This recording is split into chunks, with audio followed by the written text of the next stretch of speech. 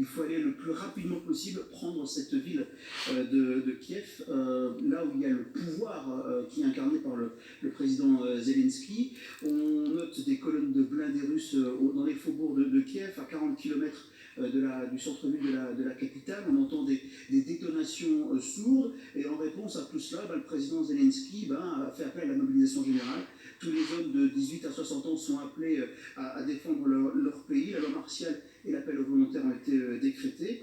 Et puis, de nouvelles déclarations de Zelensky viennent de nous parvenir, sorte d'appel au secours, peut-être appel au secours désespéré, puisque le président appelle les Européens qui sont en capacité de savoir utiliser des armes à venir les aider, à aller sur le territoire ukrainien les aider pour défendre l'Europe. Fin de citation.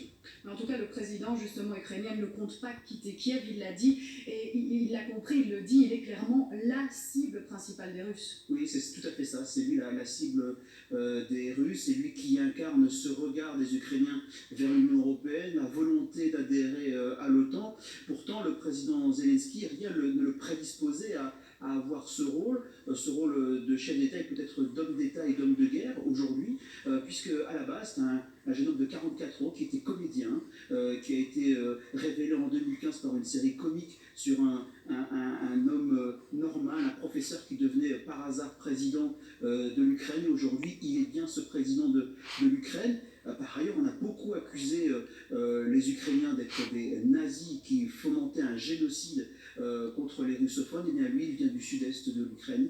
Il vient d'une famille juive et russophone, tout l'inverse de ce que dénonce Vladimir Poutine. On retrouve dans un instant, Mehdi, le président ukrainien donc reste, une partie de la population fuit par contre. 5 millions d'Ukrainiens pourraient quitter le pays. Ils sont pour l'instant plusieurs milliers déjà à avoir trouvé refuge ailleurs, dans les pays voisins comme la Pologne. Frédéric Varlet et Aurélie Didi. C'est toute une vie qui vient de basculer. Ce jeune couple d'Ukrainiens et leur bébé de 5 mois vient d'arriver en catastrophe depuis Kiev, dans cette gare polonaise. We now thinking about what to do next, and going to probably Wrocław to take a deep breath there and decide what to do.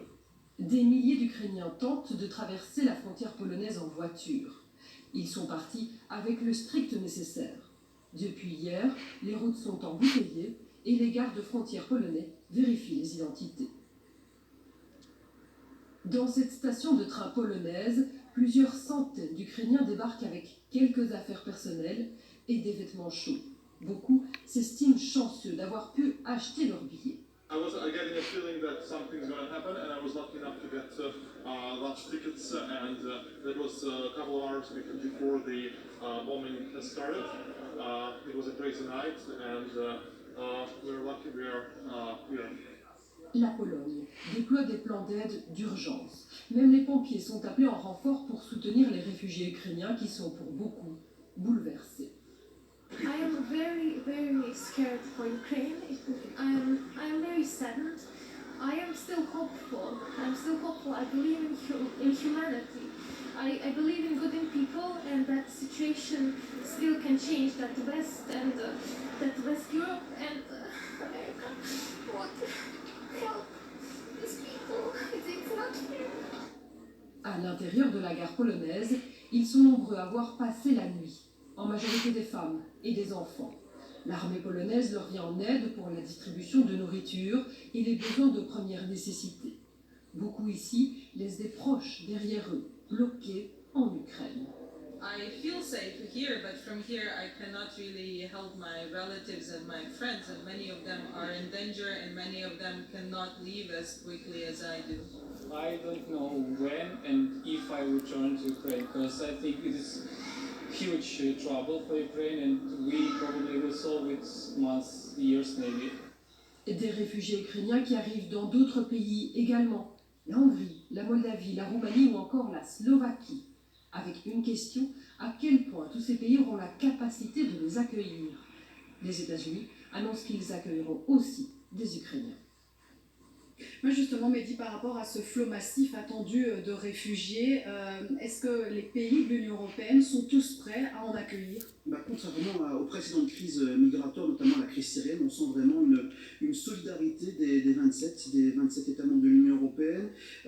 C'est ce qu'a dit Ursula von der Leyen, la présidente de la Commission européenne, qui a dit que la Commission était pleinement prête et préparée à accueillir ce flot de réfugiés. C'est un pays qui n'est pas membre de l'Union européenne, mais juste pour vous donner une indication, en Moldavie, 4000 personnes ont fui en une seule journée hier. Des camps d'accueil ont été mis en place. Même chose, un flot un peu ininterrompu vers la Pologne, qui a 545 km de frontière commune avec l'Ukraine. La Pologne qui a promis d'ouvrir ses bras aux réfugiés polonais. Il y a d'ailleurs 9 centres d'accueil qui ont été ouverts d'urgence. La Slovaquie, la Hongrie, dont on connaît les positions anti-immigration de Viktor Orban, mais aussi la Roumanie, qui est un des pays les moins riches de l'Union européenne, ont fait savoir qu'elles étaient prêtes à participer à cet effort collectif. 2 chiffres, hier, juste en une journée, 100 000 personnes ont fui leur domicile. Ça ne veut pas dire forcément qu'ils ont quitté le pays, mais ont été déplacés, ont quitté la maison, se retrouvent dans des situations difficiles comme on l'a vu dans le métro. Et à terme, l'ONU a annoncé que cette crise pourrait entraîner un nombre de 5 millions de réfugiés au total. Ouais, effectivement, des chiffres qui font froid dans le dos. Et puis justement, au niveau européen, les 27 préparent également toute une série de sanctions à l'égard de la Russie, des sanctions massives, approuvées d'ailleurs hier soir lors d'un sommet extraordinaire. Alors Annick Capel, vous avez suivi ça, plusieurs secteurs seront visés, des personnes aussi. Oui, tout d'abord, les personnes, les Européens, comme attendu, ont décidé d'élargir la liste des persona non grata, c'est-à-dire des personnes qui n'auront plus accès au territoire européen et dont les avoirs seront gelés en Europe.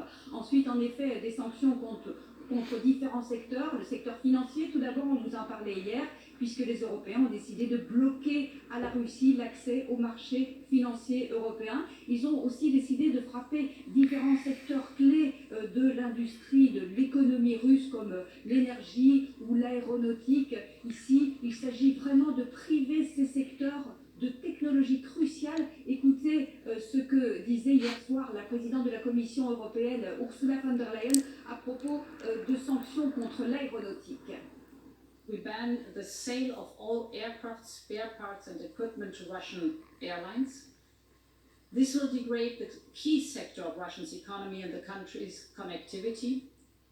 3/4 of Russia's current commercial air fleets were built in the European Union, the US and Canada, and therefore they are massively depending on that.